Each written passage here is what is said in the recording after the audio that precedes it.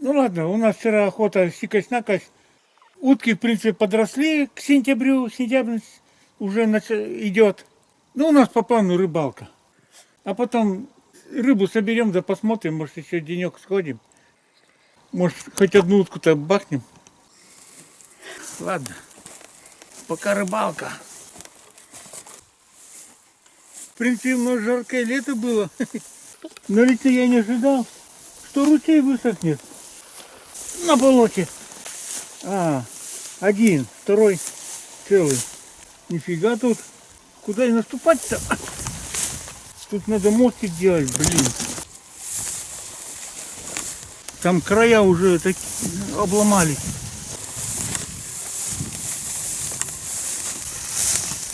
Так, когда мы тут последний раз ходили? В траве наша тропа потерялась. Какой-то крупный зверь прошелся, даже не пойму. Медведь, он бы, наверное, больше это самое. И интересно, с мыска и, по сути дела, на мысок через озеро. Лось. Канава больно хорошо видно для лося. Трава-то чуть выше колена только. Ладно. На лося больше похоже. Трава на болоте не очень высокая, но густая. Ноги еле сквозь траву продирают. Слева трава высокая была, в рост человека практически. Все время высокая, это в этом году только низкая, но густая. Кто-то покупался, вылез на бережок и потоптался, а то и, может, отдохнул. Такую площадку вытоптал. Бобер, что ли, тут? Больно крупный тут след. Кто еще, кроме бобра, так капитально может с края озера отдохнуть, потоптаться? И как-то поднимались, да, остановились, потому что медвежьи следы перед нами, мы его не видели. Переплыл, четырьмя лапами встал, отряхнулся, и след идет в лес. Небольшой какой-то. Это намекаешь, может быть, медведь покупался, вылез, отряхнулся и снова купаться ушел. Ну, больно капитально вытоптал. Полдороги прошли, грех не отдохнуть.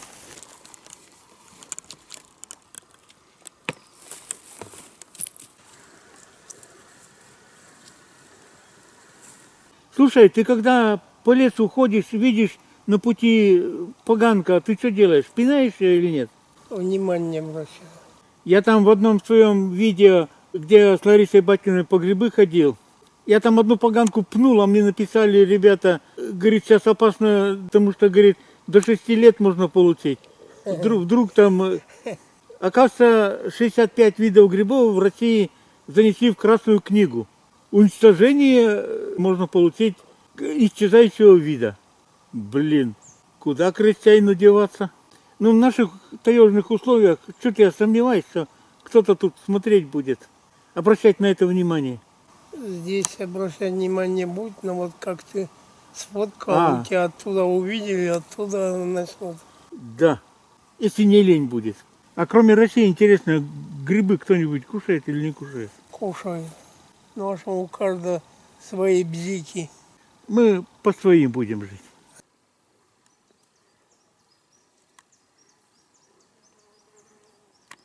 Дошли до озера, а тут кто-то крякнул.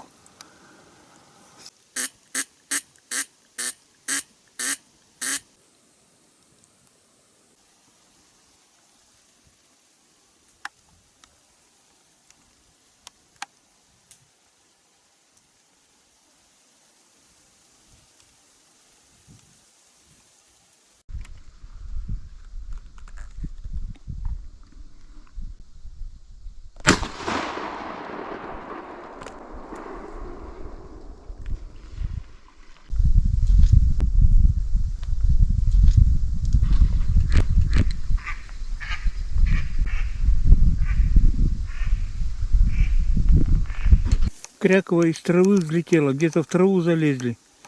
На лодке съездить. Не знаю даже. Хрен выйдут, наверное, с лодкой попробовать. Даже интересно, куда заряд пошел. Я подождал, пока 2 штуки вместе сойдутся. Все улетели. Редиски. И сели. Причем 2 там в траве остались сидеть. Одна дальше полетела.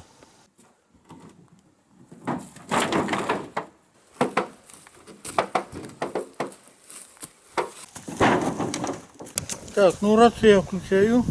Power on. 2. О. В общем, я понял. Сутками сюсюкаться, когда хоть и сезон, вредно для здоровья. Блин, как я промазал. Из-за жадности, блин. Они летели, они плыли прямо на меня. Я думаю, что одну стрелять, это самое. И я приметился между ними. Первая, вторая. А у меня же контейнером, блин, заряд. Это чисто предположение. Заряд между ними редиска лег. Но учитывая, что они взлетели и сели прямо напротив, сейчас там проверю 5 минут. А потом пойду сети ставить. Мать моя, как я промазал. Че я в одну утку не целился? Блин, подплыли сами. На Кряковой. Так, куртку оставляешь, да? Да, оставлю. Солнце светит, жарко. Так, ладно, я пошла. Мама, я керу. Мама, я керу. Ну, давай. Ну, я поехал.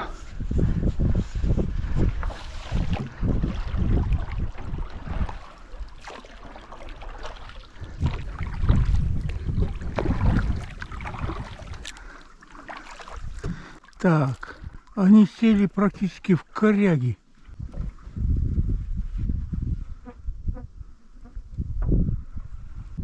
Ну, подбитые утки не видно. Нету.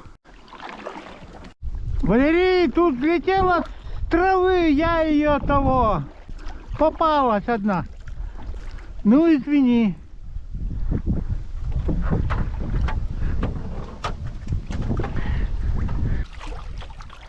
Так что не зря.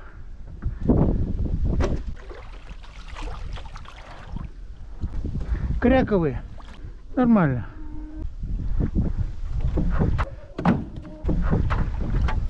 Валерий? Слушаю. С травы слетела, ну и прицелился, и бабах, и все.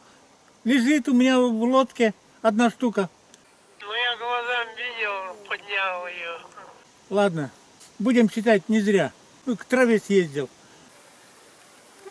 Так, жить как-то стало веселей.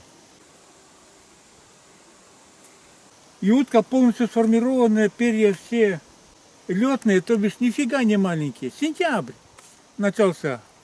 Какая маленькая утка. Ладно, сейчас можно спокойной душой на рыбалку. Ну что, патрон надо поменять? Надо. О. Ты куда? Одиссей.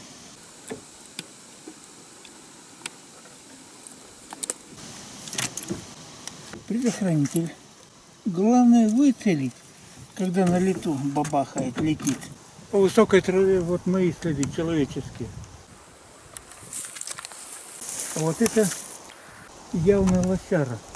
Трава высокая, практически не помял, только там, где наступал, помял. А дальше и вообще след издалека не видно, только если близко вот смотришь. Ну, ясно дело, лось со своими длинными ногами. Так, завтра мы сети собираемся взять. Ловушку, что ли? За сутки кто попадется, не попадется. Проверяем. А вот это след уже мощняцкий, похож на медвежий.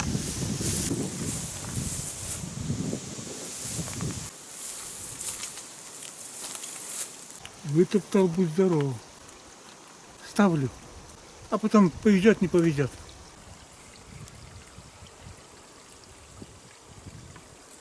Так, а вот след отпечатался. Лосяра, конечно.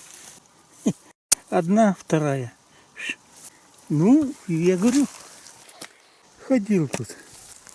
А этот такой протоптал запросто, что и медведь. Где лось, там и медведь. Правда, возникает вопрос, какой периодичностью они тут пробегают. Вот бы здорово каждый день. Мне бы попали. Сейчас я пройдусь, следы понаставляю. свой запах может отпугнуть. Ладно, будь что будет. Концентрация лосиных следов в первую очередь здесь. Сюда и поставил. Большущий минус. Ветреный день. Как листья качаются, запросто все снимет. Ладно, будь что будет.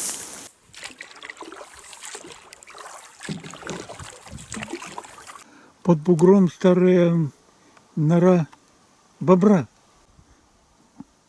Но по этому песку больше тут утки вон все истоптали. Блин, надо было фотоловушку сюда поставить. Хоть утку сняла. И что же получили? Грамм не сомневался, что фотоловушка будет реагировать на движение травы и листьев в ветреный день и сработает на них. И почти не удивился, что она реагирует и на движение светотеней.